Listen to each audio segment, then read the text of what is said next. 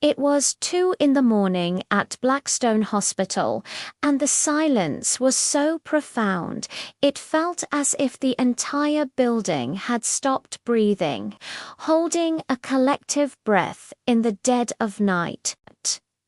I'm Nurse Sherry, and I was on the graveyard shift. A time when the world outside sleeps, and the hospital itself seems to sigh with exhaustion. The quiet was a comfort, a familiar blanket wrapped around the long, sterile corridors. But tonight, that comfort was about to be torn to shreds. The phone on the nurse's station rang, a shrill, jarring sound that cut through the stillness. It was the emergency ward. The voice on the other end was shaky, a young intern I knew named Mark. He sounded terrified. "Sherry," he whispered, his voice cracking. "You need to come to the second floor, room 27. There's someone standing in there, and she's not blinking." My first thought was that it had to be a patient, maybe someone disoriented or sleepwalking. It happened sometimes.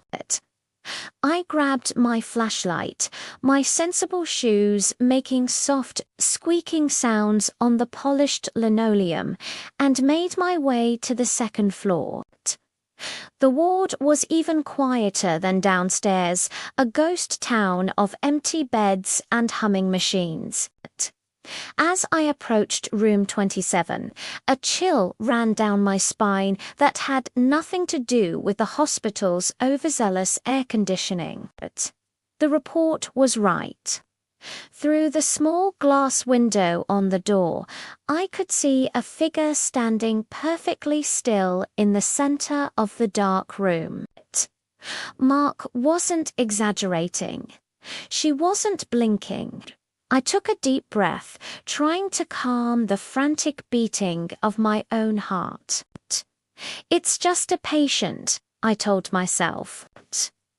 I reached for the doorknob, but before my fingers could touch the cold metal, the door slowly creaked open all by itself. The air that drifted out was stale and cold, carrying a scent I couldn't quite place, like dust and old memories. Standing there was a young girl, no older than 16. She had long, dark hair that fell over the shoulders of a simple, white hospital gown. Her face was pale, almost translucent under the dim emergency lights from the hallway. But it was her eyes that held me captive. They were wide open, staring into the darkness of the room, unmoving. The most terrifying part, the detail that made the hair on my arms stand on end, was that she wasn't just staring. Her eyes weren't closing. Not for a single, solitary second. They were locked in a horrifying, permanent state of wakefulness. I tried to keep my voice steady, professional. "Sweetie," I asked softly, taking a cautious step into the room. "Are you lost? Can I help you find your way back to your bed?" For a moment, she didn't move.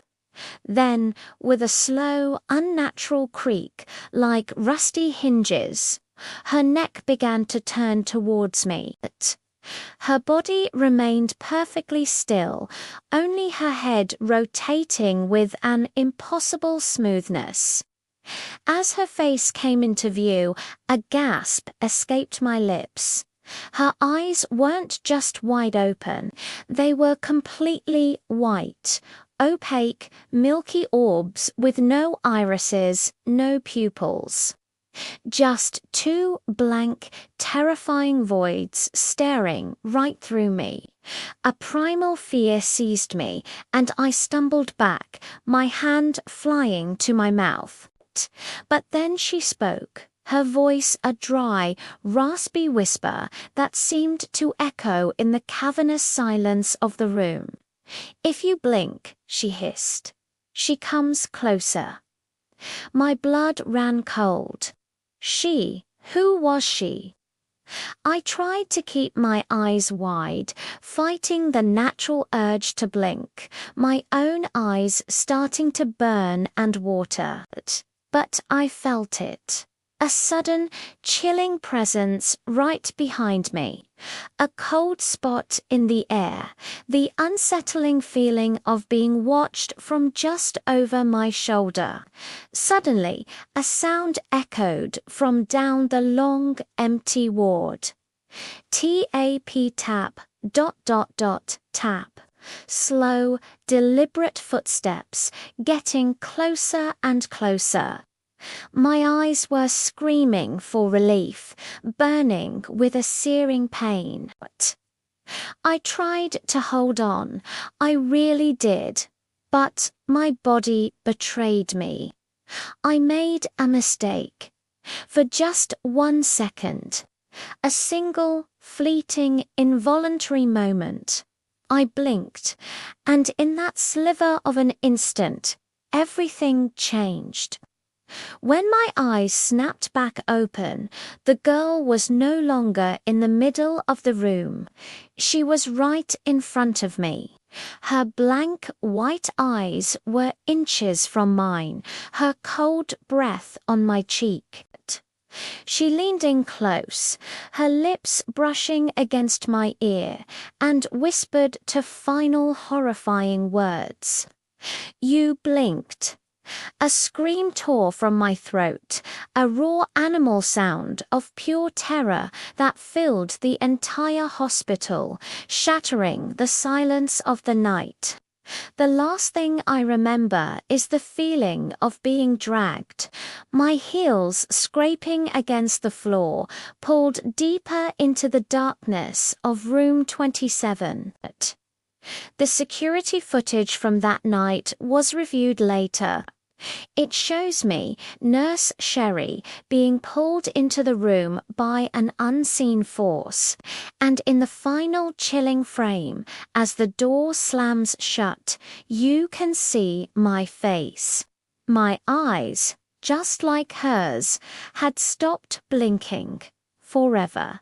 The next morning, a new message was found, scrawled on the outside of the door to room 27 in what looked like dried blood. It asked a simple, terrifying question: who will blink next? Thanks for watching.